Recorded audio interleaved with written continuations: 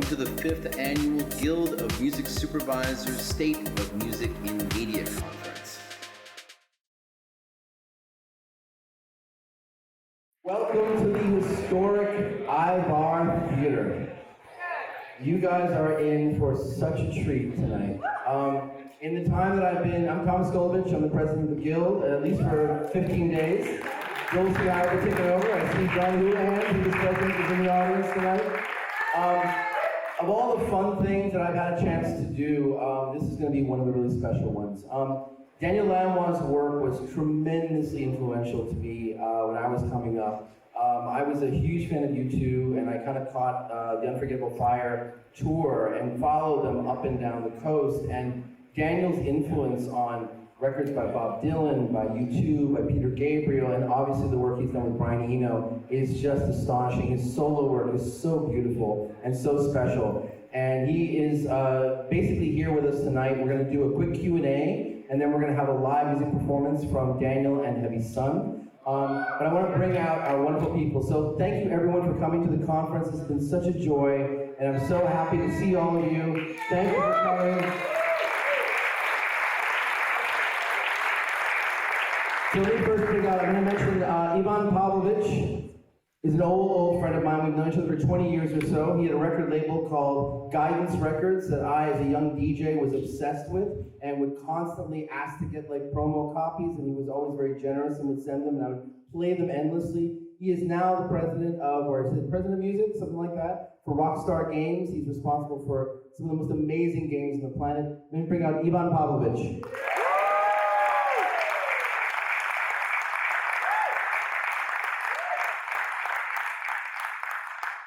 And without further ado, the incomparable Daniel Lanois.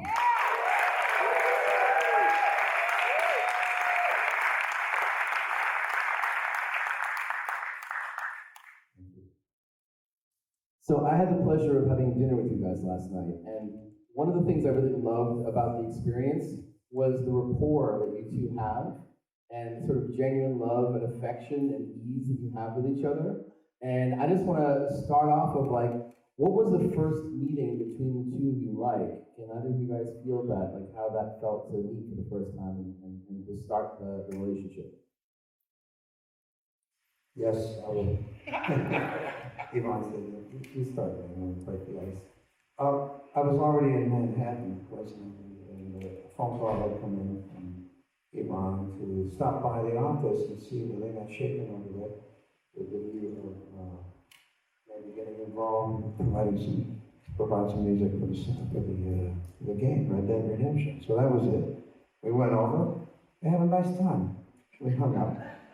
I had some music with me, and we blasted Ivan and the boys with some of this high-tech electro music I was making with Venetian Snares. He was a Canadian artist, great electronic specialist.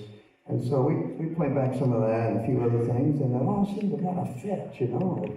It was a nice night, right? It was a nice night. Very nice night. I would describe the night as electric. Dan was gracious enough to stop by. We stopped by late, right? It was like 10, 11, 12, midnight, something like that. And, I think when we started, I was a huge fan. I've been listening to, well, first of all, I'm a huge fan of this period. And then working on this game, it's a little different than other games that we would have worked on. And it required, unlike other games like Grand Theft Auto that are more action-based, this one it really has emotion at its core, and we have to really we're figuring out how to support the characters in there, right? And so Dan's music is absolutely beautiful, especially his work with Bob and with Willie, and it was kind of this Americana, this soulfulness. And also I've been listening to the song Sioux Lookout on repeat thousands of times. And so we called Dan up, he stopped by the office. We did a playthrough with him, which we don't do very often. We showed him the game very early. And we had the most amazing playthrough. The guy who helped us with the playthrough just kind of nailed every moment, and we were playing dance music behind it. And it was quite magical. So that was the start of it all. You mentioned emotion, and one of the things that I think about all the work that Daniel's been associated with is there's always a sincerity and a warmth and an emotional integrity to that work. I mean, you've been frequently with artists at these transition points, these almost moments of vulnerability. And it seems interesting to have a game that is obviously has an emotional heart to it. And that is sort of it's a very bold approach. You know, many games don't have that sense of soulfulness, that sense of warmth, that sense of emotional vitality. I'm just curious if this particular game felt different than the other stuff that you guys have done, and it just felt like this was the right time to work. It was the right time. You know, the first Red Dead Redemption we did, we had this amazing moment. We had Jose Gonzalez do a song. And I think it really captured something in the first Red Dead, and it became a moment. And so we were thinking about how do we kind of go beyond that in this game. And I think we were always considering either one vocalist or one producer to carry this character arc throughout the entire game, right? And then we started working with Dan, and we wanted Dan to produce all the songs in the game. We have score, obviously, and the song moments are very important. And so to have Dan there and understand the characters, understand what the game is, understand its heart, like you said, was really, I mean, it was one of the most beautiful things I've done in my life. You know, so thank you. You're welcome. How was it for you, Dan? I mean, you were obviously working with a really unique and exciting set of artists. Can you talk a little bit about sort of how you approached each of those kind of collaborations? Okay.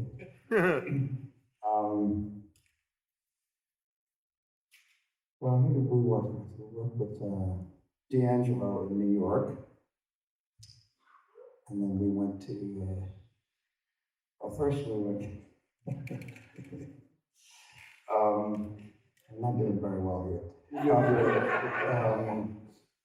It was a bit of a travel log, you know, we hit the road, and I started realizing how much I had missed being on the road and recording, because that's what I used to do when I was a kid, you know, just constantly on the move, making records. And so it was nice to revisit the travel part of it.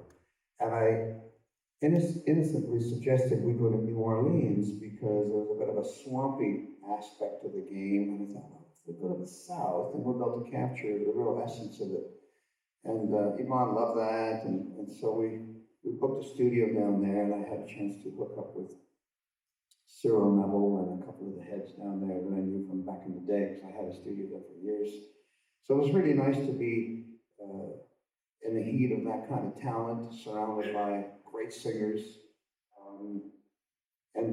Tonight, you know, we're going to play some music after we finish talking here. And one of the tracks that we're going to do is called Unshaken. And this is a 3-city stop. The chorus was invented in Los Angeles in the basement of my house, a very gothic place in Silver Lake. My friend Rocco Golubić, he lives down there. And he started this. He came up with this. May I stand unshaken amidst the crash of the world. I said, oh, Rocco, what does that mean? Where's that from? He said, it's based on a Hindu proverb that one should stand by one's values, no matter how complicated the world gets. And I thought that there was something in there that resonated with the game and the characters. And so we laid down a version of it for the guys to hear, and they loved it. It had a very haunting effect, almost like it's like an old chain gang chant. And then we took it to New York, and D'Angelo and myself finished the verses and built it into a song. So we're going to present this song tonight, and we're going to represent all 3 cities that it developed in. What were the 3 cities? Los Angeles, New Orleans, and New York. We also had stuff in Nashville. I was essentially Daniel Lanois' roadie for a little while, right? Got to travel with you, Nashville, New Orleans, back to New York right away. Yeah. We even made you, I think we almost made Dan sick after, physically. Made you go to Chicago for a minute, right? Yeah, it was a little hard physically, you know, because in New York, D'Angelo would only work at night, so we were doing night sessions, all-nighters. I hadn't done all-nighters in a while. In the absence of drugs, that's not so easy. Amen. I mean, I'm not condemning the habit or anything, it's just I didn't want to get into that at this point, because I'm too young for that. You got too much road ahead. But it was a blast, you know.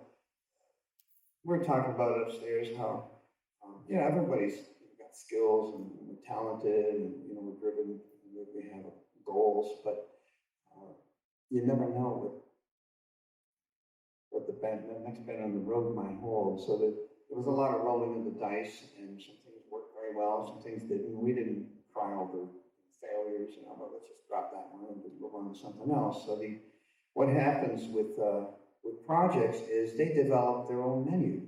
After a while, well, this is what we've been presented with. Let's allow the music to guide us to where it should go. And so everybody was smart enough to say, well, that seems to be working. Let's do a version of that here, and maybe a high honor version, a low honor. And so it evolved and became what it was on its own terms. It sounds like, you set a tone. You set a tone of commitment, a tone of enthusiasm. I think probably the guideposts of what culture and what structure you want to be in. Do you find that it's different for every artist and how you draw their best work out of them, or is it something that you find that you've kind of perfected over the course of time, and it's you setting an atmosphere and bringing them into it? Well, one thing that I've always tried to stick by is only do one thing at a time. So when we were working on this, I wasn't planning out my next move or some other record I'm going to go to Europe to make or anything like that. So as old-fashioned as it might seem, to sort of the opposite of multitasking when it comes to our work, we stay committed, we stay on course, and we get the job done and bring it and finish it with dignity and not be yo-yoing around the planet, I don't mind yo-yoing within the work at hand, but I don't want to be taking phone calls about other things. Right. How did D'Angelo kind of start into it? I mean, he had not worked in video games before, correct? No, he hadn't, and I think his last album was 3 years ago. Through a mutual friend, we know that he's into video games. And again, just like when Dan came by the office, D came by the office, again, he works very late. So I think he came by at midnight as well. It seems to be like the proper hour, right? All good things happen after midnight. So he came by, he played the game. He's a huge fan of games and Red Dead. And so he came by and we hung out. And we forged a relationship, a nice bond. And then we were talking to Dan about what kind of vocalist could we get there? Who do you see? And we threw out D'Angelo, and Dan immediately responded. He was like, I love him. I love his voice.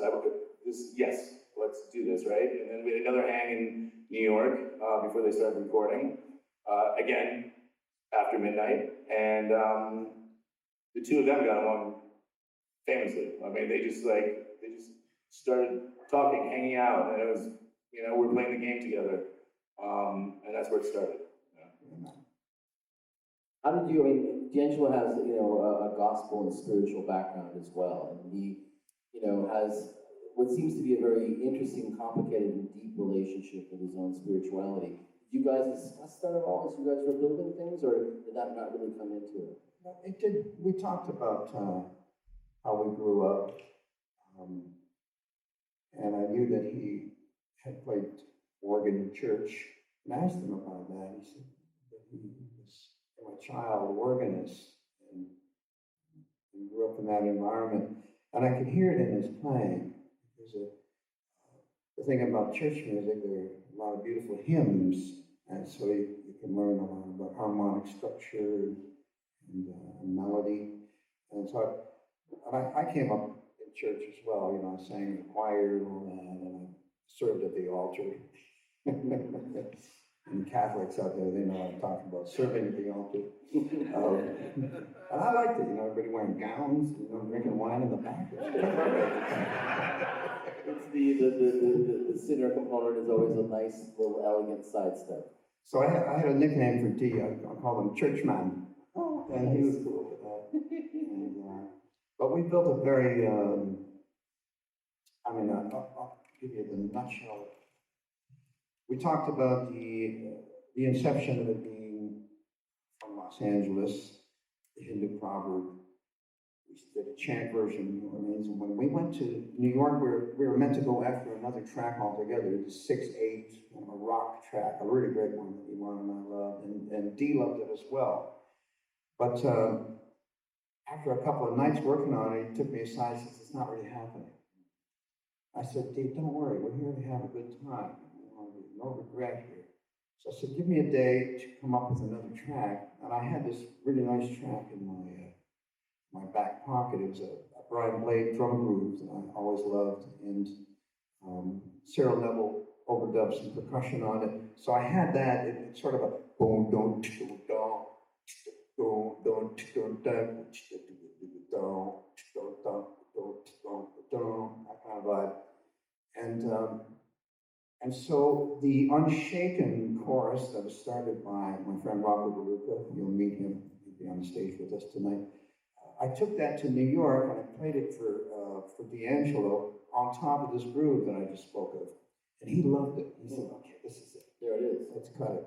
And we did it. I mean, I'd done all the prep with the tracks and the headphone mix and the echoes. Everything was arranged. We had this Fender Rhodes that he's a master Fender Rhodes player with a great left hand. In fact, the left hand was so good, I didn't even put bass on the production, because his left hand. He already played it before. He already played it, and he's got a beautiful left hand. I'm so impressed. And so the track just started to have a little bit of magic to it. And then we wrote the words on the spot, and he said, "Okay, get out of here. Let me do some vocals." He likes to work on his own. He works on tape, a 2-inch tape, multi-track, and then he does his own mixing on the Neve console. Because Neve has a little automation system. So he does all his own blends and everything. And then I come in and check it out with him, and sure enough, they were great. Wow. Is it tricky, do you think, for him to work with others? Do you think that he's so used to being independent that might be a challenge, and it was structurally challenging for him? I don't know. If we were to work together again, it might be a different scene, but that's the way he wanted to do it, and I was fine with that. We were making progress, and so I was really, really pleased to be accommodating him. It's a monster track, the thoughts worked out pretty good. Have you found other artists that you've worked with that you had a similar approach to, or was D'Angelo unique? Oh, D'Angelo was absolutely unique. But he appreciated that I worked with the Neville brothers in the past. He was a huge fan of theirs and loved music from New Orleans. So I think it was a little bit of a confidence booster that I had been there and worked with those people and made a good one. It made him feel comfortable and safe. I think he trusted that I knew something about the South and soul music from the South. Can you just talk a little bit about the unique nature of games, because they are non-linear experiences and they have a lot to do with the experience of the user, of the game player. Can you talk a little bit about what makes this kind of work unique, because you have to approach it differently in a sense. It's not a one linear approach. How would that apply here? Well, so we'll talk about two things. We'll talk about score, and then we'll talk about the songs. The tricky thing about score is that when you're doing a game, because it is interactive, you're not quite sure what the player is going to do. So what we try and do is take control over something that you don't really know about, something that's not really controllable, right? And so we kind of devise little tricks that will give us back control, and we can react to how the player's playing the game. It's a lot of figuring out puzzles, right? And that's the exciting part about it is you're not just putting a song in from 2 minutes and 15 seconds until 3 minutes and 45 seconds in a film or a TV show. And so, a lot of our job is having flexibility and then being able to program things so that they react to how the player's playing the game. And a big part of that is kind of thinking about it and writing the music itself. Another huge part is the people who are at the studios programming how the engine works, right? And I think that that's unique to video games. I mean, it's very kind of interesting, and it takes a lot of work to get there, you know? And it's a lot of failure to get to something that actually works and doesn't feel forced, right? That's what you don't want when you're playing a game. You want it to be seamless and feel natural. And then we also did that with songs. We've been able to do that with songs, and at a very pivotal point in the game, you know, Dan already mentioned this earlier, is we have different versions. So depending on how you play the game, you might hear a different version of the exact same song. And we worked with Dan on that, right? And we said, okay, if you play the game this way, right, and you're a badass motherfucker and you shot everybody, you'd hear this version of the song, you know? And if you played the game the other way, then you'd hear the kind of more beautiful version of the song. And so those are conversations that we had with Dan, and we tried to figure them out, you know? And Dan, you know, definitely delivered on that. I would imagine it almost makes you a little bit like a method actor in a sense, right? You've got to take on different personality traits and figure out how you can express it, you know? Okay, I'll tell you how we did it. You have to mix part of the song, call it stem. So let's say the one stem will just be the bass line and cello lines. So imagine you're just mixing the bass and the cello, but you got to hear the rest of the song to figure out what you're doing. So what Wayne will be here, you'll see him. He's the dangerous looking guy on the stage. You'll see him in the later. So I said, Wayne, just set me up some speakers here. They'll just be dummy speakers, you know, where the sounds that I'm not mixing will come out of those speakers. So I have the companions, the band members behind me, but I'm just mixing that particular group at that time. What's interesting about that for me, and I've never done this before, is I put all of my mixing power into the blend at hand, including echoes, EQs, and wild compression, anything I want to do. And so that little pre-mix, and I have the speakers behind me to remind me of where things are sitting. So having done that, having mixed that little group, I then move on to another little group, which might be drums and percussion and this and that and the other thing. Same process. Put the information I don't want in the mix in my speakers behind me, and the information I do want in the mix in the speakers in front of me. And then that stem, and then sometimes we do 4 or 5 passes like that. Now here's what I found. Put the faders up at the end, let's say all at 0. You sit back, that's a different mix than I would come up with if I had to do everything at once. And I wouldn't have thought it would be that way, but it was better. And I want to keep random ideas. Basically. I want to keep mixing like this, you know? So okay, let's just mix the vocals, and we'll put the band and the speaker in the back. Mix the vocals, okay, they're done, now they're sitting on 2 faders, and then you mix something else, and it was more exciting. And the blends seemed to be better. So I'm going to steal this idea and just get any record I make now, that's how I'm going to mix it. Well, it reminds me of Brian Eno's approach of just cutting up different ideas and then sending them in a new order and seeing if they have logic again. It's like trying to trick yourself. It's almost like you become such an accomplished musician that you have to almost create mistakes for yourself and blindness for yourself, and that will lead you to exciting ideas you wouldn't have otherwise picked up on. Is that accurate? Well, he's a master of that, of deconstruction. And I really admire that about Brian, that he doesn't mind straying off course and going after something that's seemingly more exciting than what we thought we should be doing. Are they long sessions with Brian?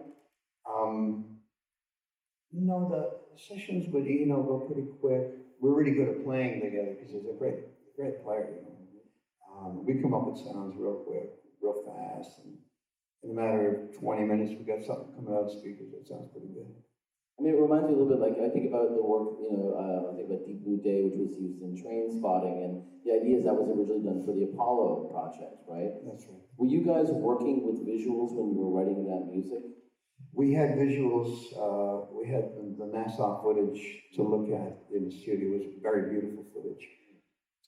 Great for anyone who hasn't seen it, you know, it's available footage, it's public domain. This is called For All Mankind now, right? Is that the- For All Mankind is the film that we were serving at the time, yes. And it was terrific. And, you know, like the steel guitar idea, because there's a bit of a country theme to those space missions, because I believe some of the astronauts were from Texas. So we decided to go up this direction of this sort of celestial floating. In fact, we're going to do a steel guitar number here. When we first hooked up, I thought, wow, you know, this would be a chance for me to play my steel guitar. Then there was a bit of concern that maybe it's not, because, you know, the setting is what, 100 years ago? Okay. So they didn't have electric steel guitars 100 years ago. So, but we snuck a couple in, and we'll play one for you tonight. It's my first love. You guys weren't too strict, ultimately, about what came in and what didn't come in. I was hoping that this high-tech electronic shit would get in there, because as I was looking at the fight scenes, I thought, wow, this is fantastic, but somebody mentioned, could you not play a mandolin? Or some kind of a boweron or something? You know, they didn't have electronic instruments back in the day. This is a really interesting subject matter, because do you remain loyal to a period piece or not? And Or the spirit of it, as opposed I think to if the viewer or listener feels something, then I think the job is done.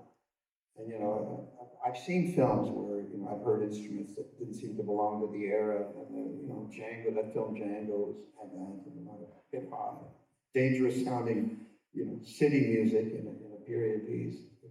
But you know, we're just getting started. So you know, next time around, you know, we're going to be broadening our scope, and there's all kind of other stuff we're going to be doing. So this is just the tip of an iceberg here.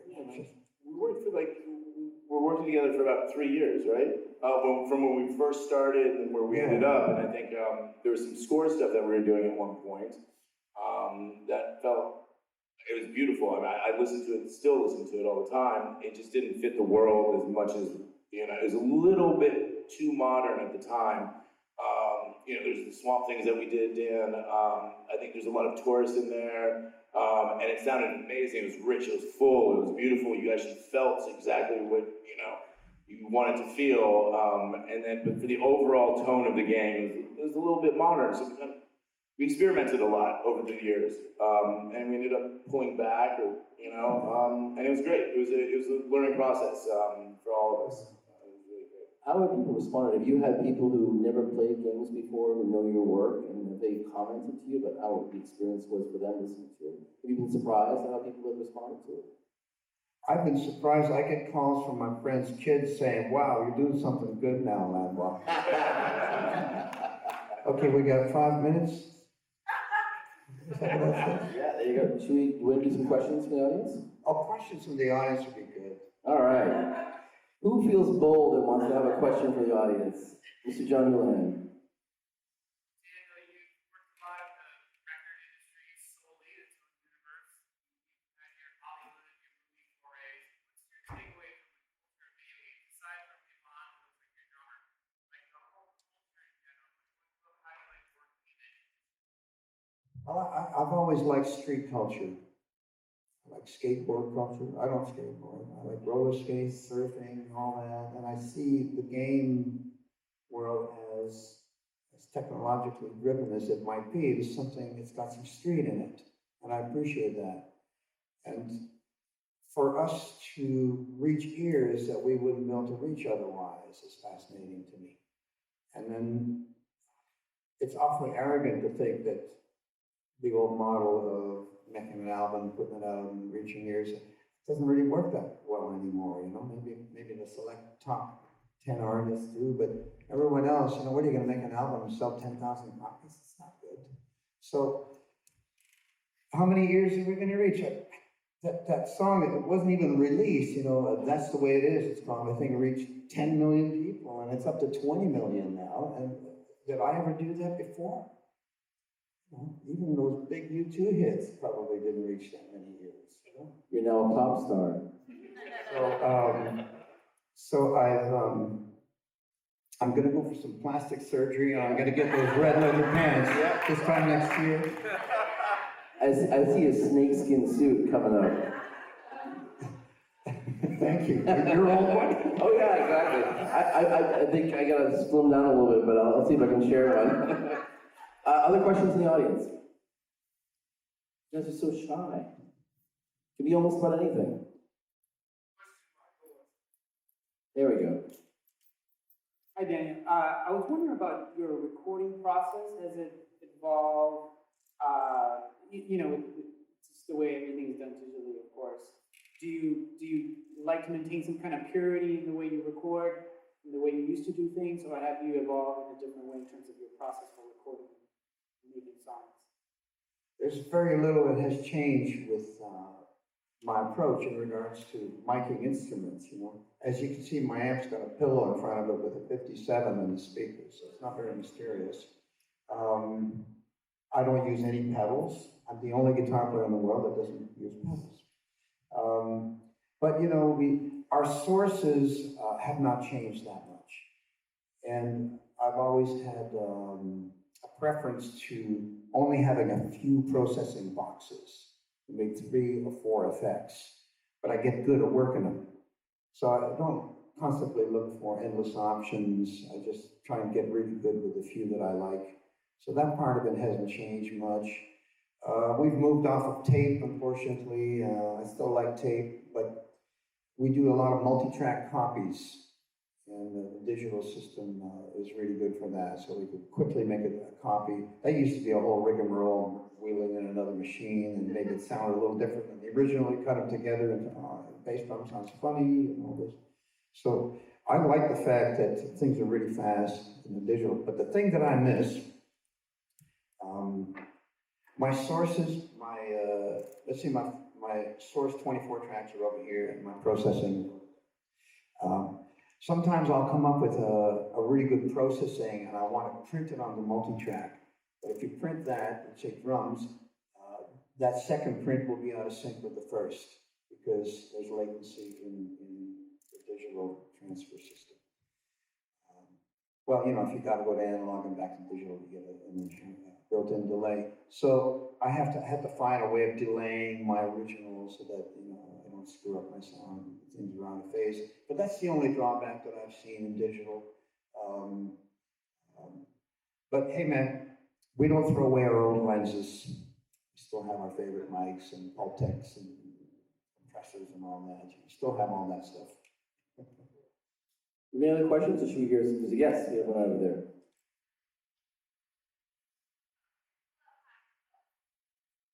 It's a cooperative group. The microphone is grouped back to you. Hi, my name is Wendy. You mentioned earlier how you have a swamp scene or whatnot and wanted to capture the swamp essence by going to New Orleans. I wanted to ask you, how do you capture the essence of the city by recording there?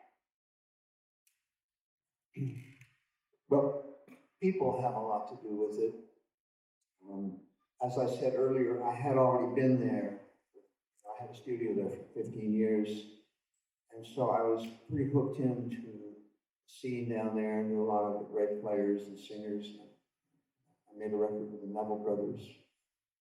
And so I knew what to expect, and I knew that there was something uncontaminated about the talent there. It hadn't been totally around the block. So it's always best to go to a source, to a pure form if one wants that. New Orleans has so much to offer.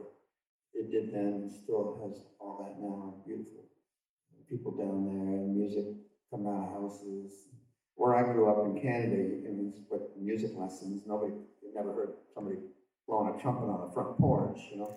So the fact that the culture is very alive, the music culture, and very vibrant. So that's the kind of thing that is available to one by visiting a place as rich as New Orleans. And imagine going to Cuba, what would that be like? I mean, there's some great piano players down there and so on. So I think travel is probably has been my best education. Made for my education. Any other questions? Any other questions? All right, should we have some music? All right.